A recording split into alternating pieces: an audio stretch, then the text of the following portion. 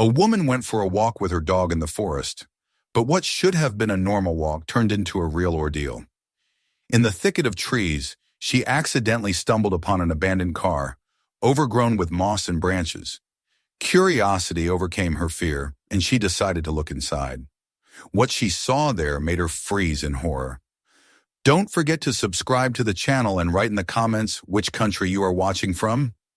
The week had drained her in ways that felt both familiar and exhausting, and as Saturday morning stretched across the sky with clear light and a sense of promise, Marina laced her boots with the quiet determination of someone in need of escape.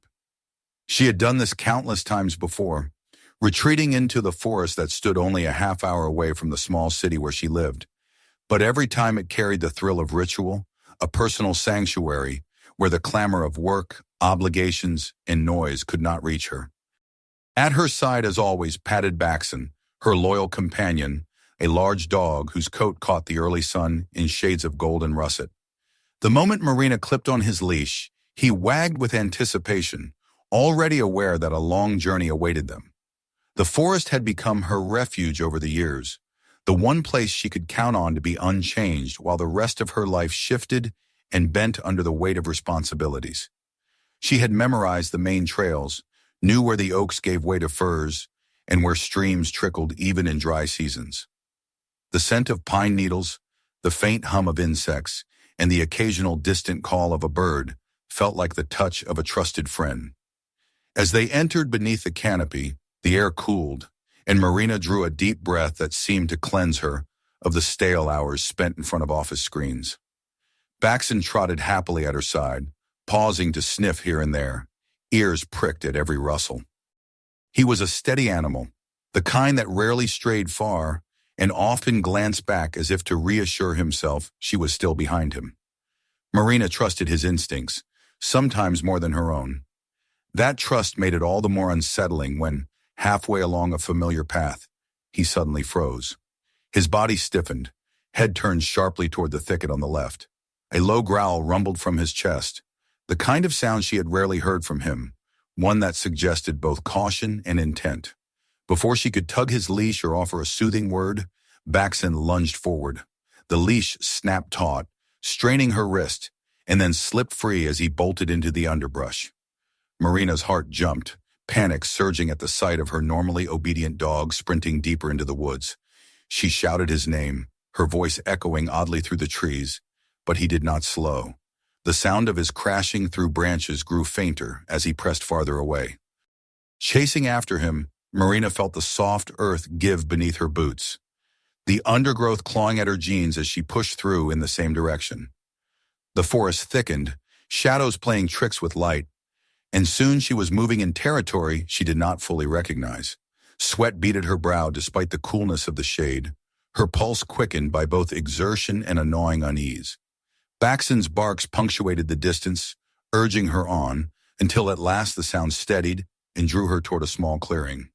When she broke through the tree line, she stopped abruptly. Her eyes, adjusting to the brighter light of the opening, caught on a shape that seemed out of place, so foreign to the natural order that for a heartbeat she doubted it was real. There, lodged between mossy ground and towering trunks, stood a car. At first it was only a suggestion of lines, a glimmer of dull metal beneath creeping ivy. As she stepped closer, the outline resolved. A sedan, or what had once been one, swallowed almost whole by time and neglect. Rust devoured its body, the roof sagged under years of fallen branches, and one of the tires had sunk halfway into the soil. The windows were opaque with grime, greenish streaks of algae tracing their surfaces like veins. From the hood, a small sapling had thrust itself upward, as if nature had long ago decided the vehicle belonged to it.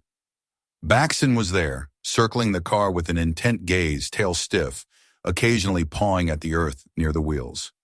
He looked back at Marina as though demanding she acknowledge the discovery. She did, but with hesitation. Her mind scrambled for explanations, an accident victim abandoning the vehicle, some forgotten path that once allowed passage.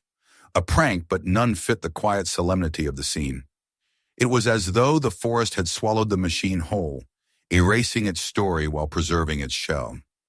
She approached cautiously, every step accompanied by the crunch of twigs underfoot, a sound that felt far too loud in the stillness.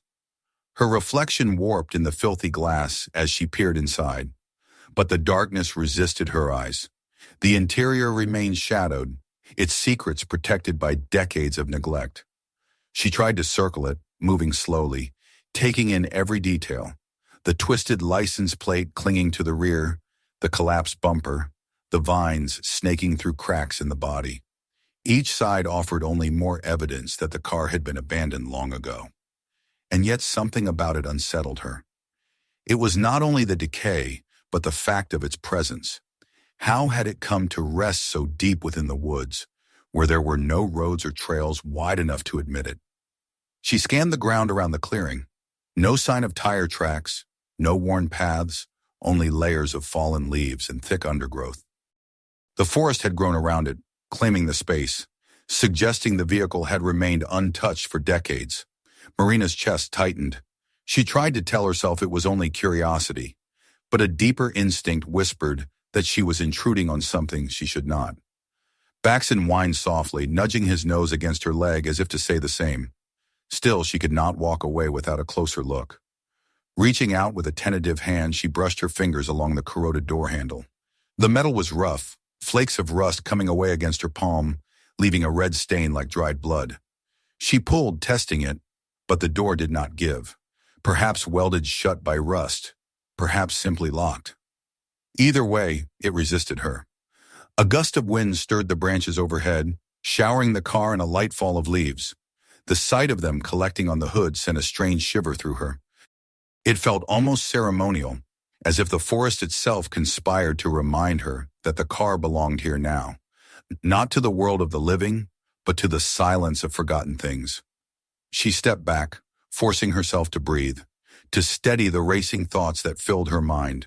It was only a car, she reminded herself, one that had been abandoned long before she ever set foot here. But as she turned away, preparing to continue the walk she had intended to be so ordinary, she knew she would not forget what she had seen. Questions pressed in from all sides: who had driven it, why it had been left, what had happened to the person who once sat behind its wheel. The answers lingered just beyond reach, cloaked in shadows, and the forest seemed unwilling to give them up. Baxton followed reluctantly when she called him, glancing back at the car even as they moved on. Marina felt his unease echo her own. The rest of the walk passed in a haze of distraction, every sound magnified, every shift of light through the trees reminding her of the strange sight. By the time she returned to the familiar trail leading back toward the edge of the forest, her mind had already resolved upon something she did not fully admit even to herself. She would come back. She needed to. The abandoned car had taken root in her thoughts as firmly as the saplings that had pierced its frame, and no amount of reason could dislodge it. When she finally reached her home that evening, exhaustion should have pulled her into sleep, but it did not. She lay awake, images of rust, vines, and opaque windows dancing behind her closed eyes.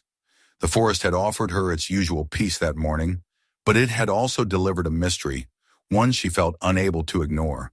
And though part of her longed to dismiss it, to leave it to decay in solitude, another part burned with curiosity. The decision took shape quietly, as natural as breathing. Tomorrow she would return, prepared this time to look inside. The night had been restless. Marina had closed her eyes with the hope that fatigue would pull her into dreamless sleep. Yet the images of the rusted car returned again and again, replaying themselves in fragments. The twisted metal, the moss crawling up its sides, the opaque windows that had denied her even the smallest glimpse inside, they lingered in her mind like unanswered questions. Every time she shifted beneath the sheets, she felt a tug in her chest, a persistent urging that she could not ignore. By the time morning came, pale sunlight filtering into her bedroom, she already knew she would return to the forest. The decision was not accompanied by calm resolve. As she dressed, pulling on her jacket and lacing her boots once again, unease gnawed at her. She told herself it was only curiosity, a need for closure.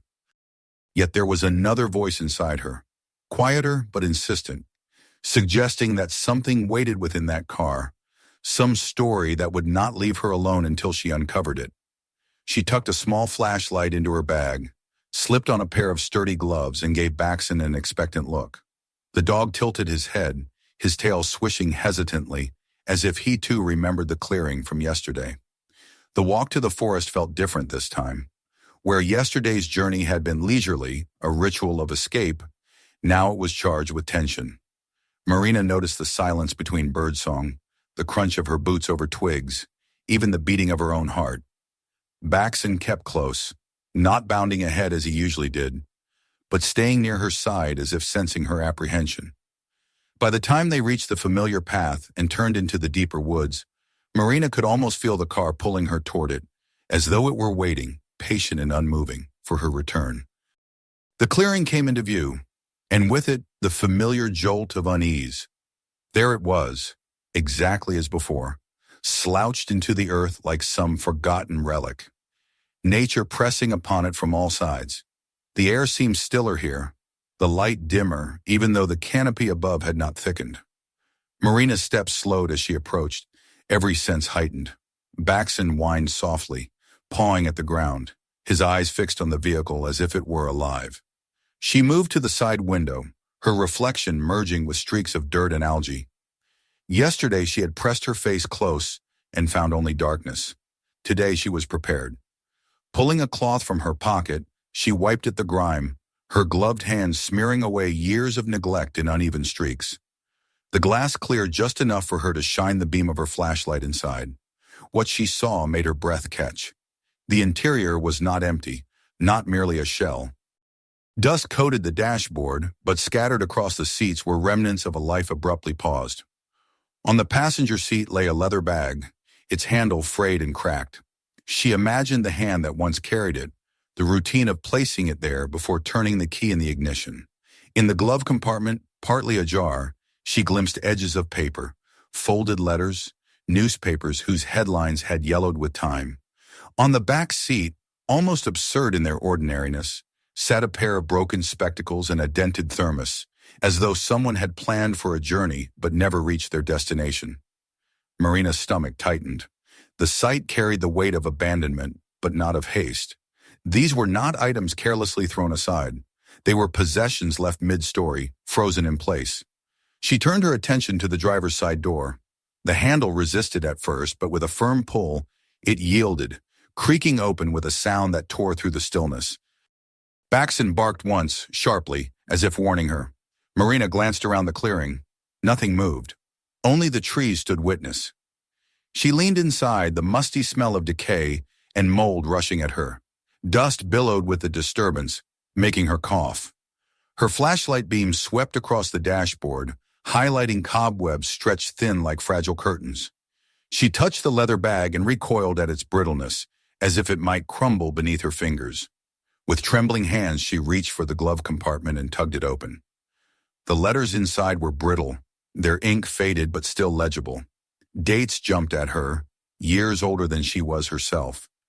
Headlines from the newspapers spoke of long-past events, their relevance erased but their presence haunting in its persistence.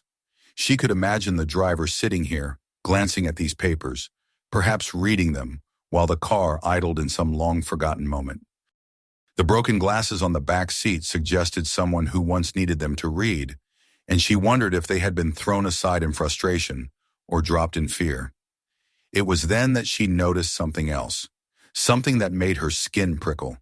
The door she had struggled with yesterday, the one she had thought sealed shut with rust, now hung slightly ajar. She stared at it, her mind racing. She had tugged at it before, pulled until her arms ached, and it had not budged. Yet today it yielded with only a little resistance. More troubling still was the floor of the car. Amid the thick layer of dust and debris, she saw streaks of fresh mud, as though someone's shoes had tracked in dirt not long ago. Her pulse quickened.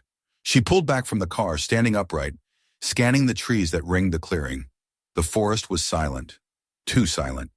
Every shadow seemed to watch her, every rustle of leaves a whispered warning. Baxon growled low in his throat, pressing against her leg, his body tense. She felt the same tension in herself, the sense that she was not alone here, that the car was not simply a relic, but something actively claimed, visited, perhaps even used. The rational part of her mind struggled for explanations. Perhaps other wanderers had found it, teenagers daring one another to explore, hunters seeking shelter. But the thought did not comfort her. Instead, it unsettled her more, because it meant that this forgotten place was not forgotten after all. She forced herself to steady her breathing. Leaving now would mean surrendering to fear, yet the questions clawed at her. Who had come here? Why leave the car as it was? Why did the interior feel less like a ruin and more like a place maintained, protected by silence? Pulling away from the clearing, Marina guided Baxton back onto the path, though she turned again and again to look over her shoulder. The car sat motionless, indifferent to her gaze, yet the knowledge of those fresh traces gnawed at her. The forest seemed darker as she walked, the once familiar trails suddenly unfamiliar. By the time she emerged near the edge, her throat was dry, and her mind churned with images of rust, letters, and muddy footprints. That evening, she sat at her kitchen table with a cup of tea untouched before her. The daylight outside dimmed, yet she barely noticed. Her thoughts were consumed by what she had seen. The car was not abandoned in the way she had believed. It carried within it fragments of a life and evidence that someone, even now, still visited it.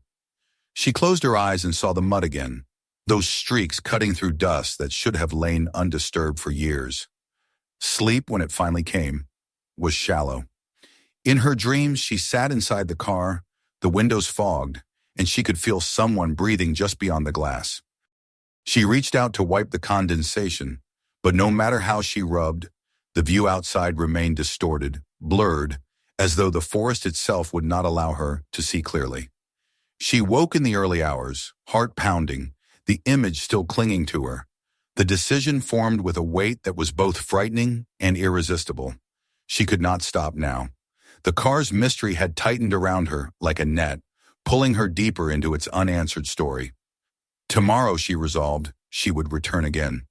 This time she would search more carefully, look for details she might have missed. She needed to know who came there and why. As dawn broke, painting the horizon in pale gold, Marina understood that what had begun as a simple walk had already become something else entirely. The forest no longer offered only peace and solitude. It had become a keeper of secrets, and she had stepped across a threshold she could not retreat from. The abandoned car was no longer just an object to her.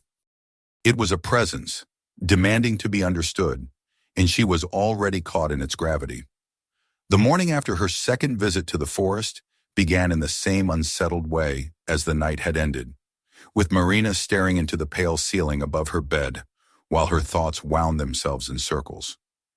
Every time she closed her eyes, she saw the streaks of mud on the car's floor, the door that had inexplicably opened when only yesterday it had resisted her, and the thick stillness of the forest that had felt less like peace and more like a warning. There was no denying it now. Someone had been there. The question was who and why they returned to a machine that by all rights should have been left to rot decades ago. By the time the sun cleared the horizon, she had already resolved to go back again. It wasn't only curiosity that pulled her. It was something stronger, something that felt almost like obligation. If the forest harbored a secret, if the car was more than just a piece of rusting metal, then she was already entangled in its story. Baxton seemed to sense her mood. The usually excitable dog waited quietly by the door as she gathered her jacket, flashlight, and gloves once more, his tail giving only the faintest wag as if he too knew they were going somewhere that demanded caution. The path into the forest felt narrower this time. Marina noticed how each bend seemed to close behind her, how the shadows clung more heavily to the ground. Birds still sang, but their notes sounded sharper, like distant warnings. The smell of damp earth was stronger, almost overpowering, as though the forest had drawn itself tighter around its secret. Baxton walked ahead but never strayed far, his ears flicking back toward her frequently, his body tense with a vigilance that mirrored her own. When the clearing came into view, Marina slowed, scanning for anything that might look different. At first glance, the car appeared unchanged, still sunken into the earth, still bound in vines and moss. Yet as she drew closer, she saw what her eyes had half expected. Something new. On the driver's seat lay a key, It was old, its brass dulled with tarnish, but it gleamed faintly in the patchwork light that filtered through the branches above. She froze, her breath caught in her throat. Yesterday she had scoured the interior, opened the glove compartment, brushed her hands across the seats. The key had not been there. She was certain. Its presence now was undeniable proof that someone had returned since her last visit, that she was not the only one drawn to this place. With gloved fingers, she picked it up, turning it over carefully. It was heavier than she expected, the teeth jagged and worn. Along its stem were faintly stamped letters, nearly rubbed away with age, but not entirely illegible. They looked like initials or perhaps the fragment of an address. She squinted, tracing them with her thumb, feeling a strange shiver as she realized this was no random object. This key belonged somewhere. It had once fit into a lock that could open a door, perhaps even a door not far from where she stood now. Her mind leapt to the bag, the glasses, the thermos. Each piece a fragment of a life, scattered and left behind. The key was different. It was not discarded. It was a link, a bridge to something outside the forest. Someone had placed it here deliberately, as though inviting her to follow its path. Marina tucked it into her pocket, glancing around the clearing once again. The trees seemed to lean closer, their trunks like silent witnesses. Baxton growled softly, his gaze fixed on a cluster of bushes near the edge. She followed his eyes but saw nothing beyond the natural sway of leaves in the breeze. Still, the unease returned full force, prickling across her skin. She had the distinct impression of being watched. She began to circle the car again, her movements slower this time, every sense sharpened. And it was then she noticed more signs branches broken recently, their wood still pale against the bark, the earth disturbed in uneven patches as though by heavy boots. Whoever came here had done so not long before her arrival. She crouched to inspect the ground, her hand brushing aside damp leaves to reveal a clear footprint. The tread was deep, the edges crisp, still holding moisture. She rose quickly, her chest tightening. She was not imagining it. She was following directly in the wake of another. Baxton whined again, pulling gently against the leash as if urging her to leave. His unease gnawed at her. He was a dog accustomed to the forest, usually fearless in its depths, yet now his body trembled with contained energy, a desire to retreat. Marina stroked his head absently, but her own thoughts churned in conflict. Every instinct told her to turn back, to leave the clearing and its secrets untouched.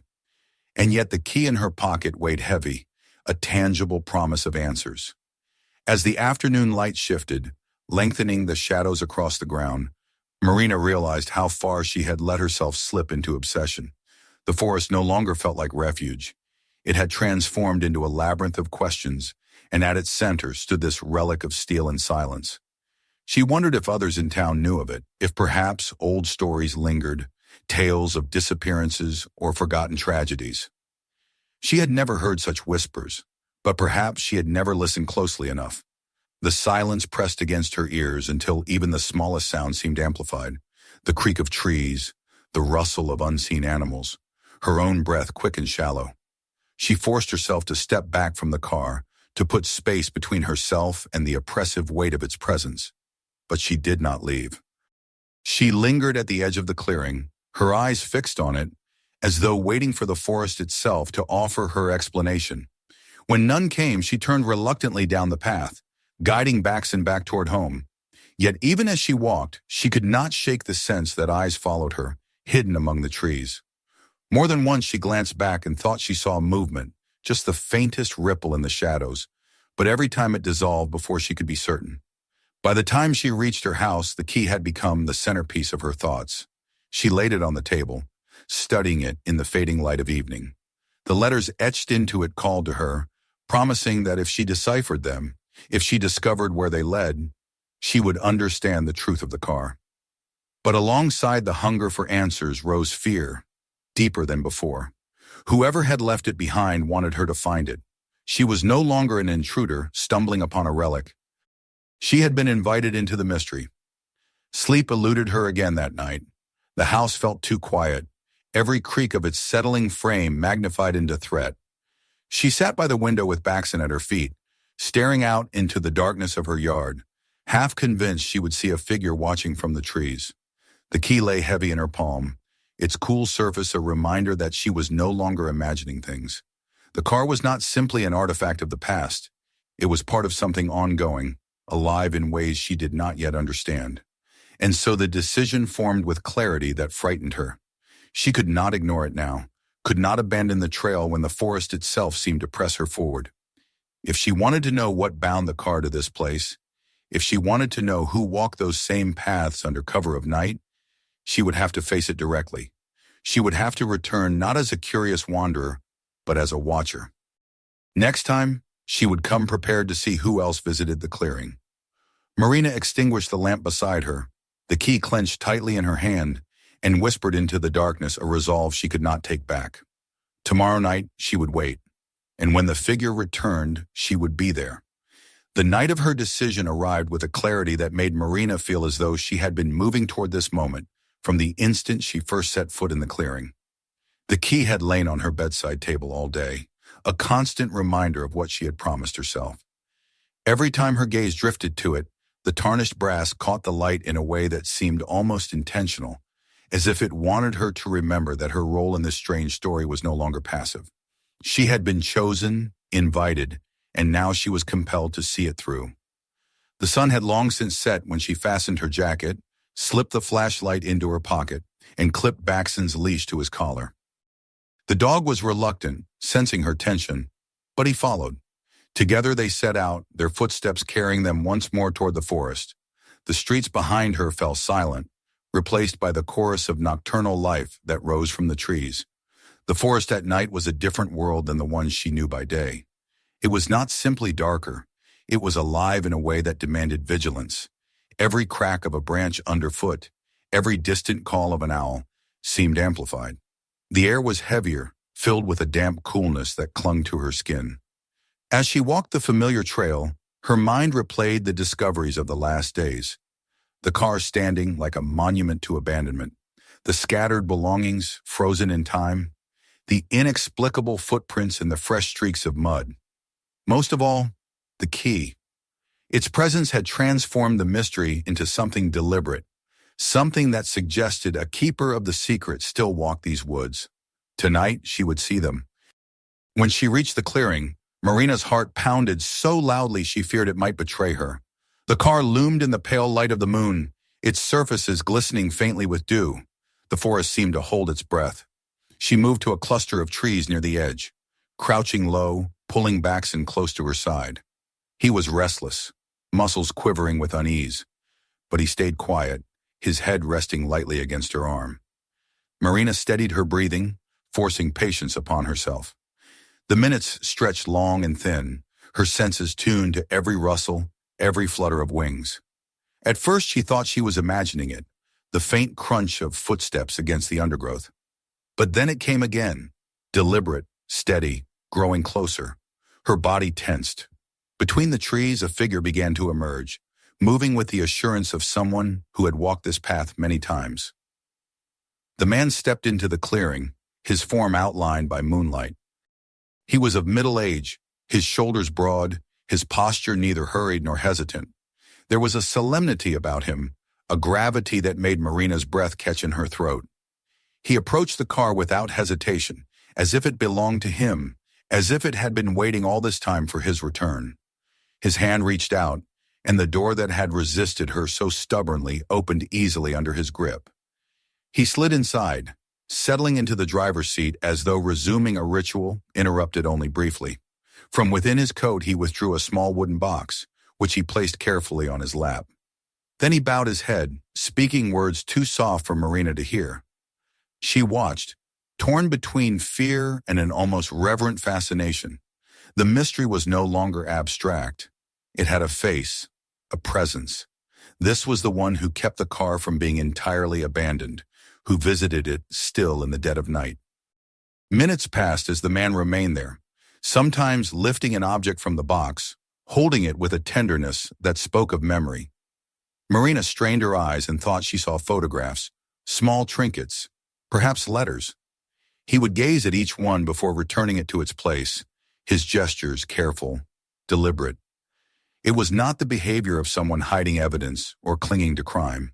It was mourning, pure and quiet. Understanding began to dawn upon her. The car was not a relic of chance. It was a grave, a memorial, a tether to someone lost. The man's actions were not those of a stranger, but of someone intimately connected to its past. Perhaps he was a son, returning to the place where his father had vanished.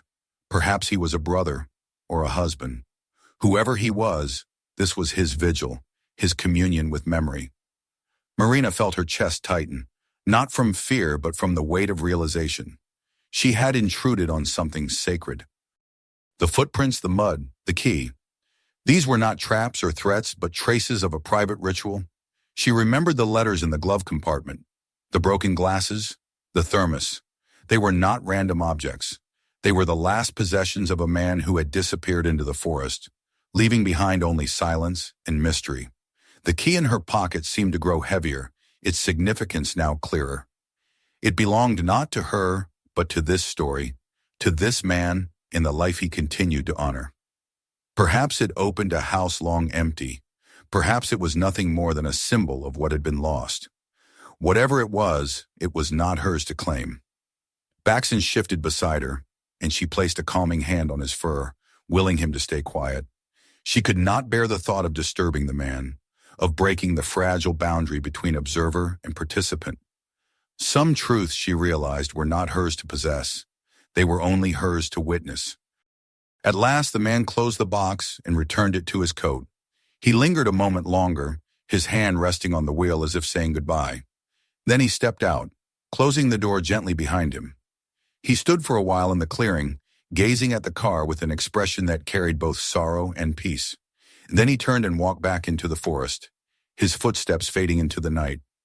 Marina remained hidden until the sounds were gone, her body trembling with the effort of stillness. Only when the clearing had fully settled into silence again did she rise, her legs stiff, her heart still racing. She looked at the car, unchanged and yet transformed by what she had seen. It was no longer merely an abandoned machine. It was a shrine, a keeper of memory, a place where grief had rooted itself as deeply as the trees that surrounded it. She reached into her pocket and drew out the key. The metal was cold against her palm, its worn edges pressing into her skin. For a long moment she considered what to do. Then she stepped forward, placed it carefully on the driver's seat through the half-open window, and pulled back. The gesture felt right, a silent acknowledgement that the story did not belong to her. Turning to Baxon, she tugged gently at his leash. The dog rose, eager to leave. Together they retraced their steps, the forest guiding them back toward the world of light and noise. As they walked, Marina felt a strange calm settle over her. The questions that had haunted her did not vanish, but they no longer clawed at her with the same urgency. She had seen enough to understand that some mysteries were not meant to be solved by outsiders. Some belonged to those who carried them into the silent guardianship of the forest. By the time she emerged from the trees, dawn was breaking once again, casting the sky in shades of rose and gold. The city still slept, unaware of the secrets held in the woods at its edge. Marina paused, looking back one final time. She knew she would not return. The car would remain there, rusting slowly into the earth, but in her mind it would always stand as it had in the moonlight, a quiet monument to love, loss, and the persistence of memory. She turned away and walked home, the leash firm in her hand, the dog pacing steadily at her side. The forest had given her peace once, then had tested her with its silence and secrets, and now it offered her something deeper, respect for what lay beyond her understanding. Some doors she knew were not meant to be opened. Some stories were not hers to tell. And as the sun rose fully above the horizon, Marina felt the weight of the mystery lift, leaving behind not answers, but acceptance. If you enjoyed this story, don't forget to subscribe so you never miss what's coming next. We've got even more unbelievable mysteries and shocking discoveries waiting for you. So make sure to watch our other videos right after this one. And if this story gave you chills, share it with your friends and see how they react. You won't believe their faces.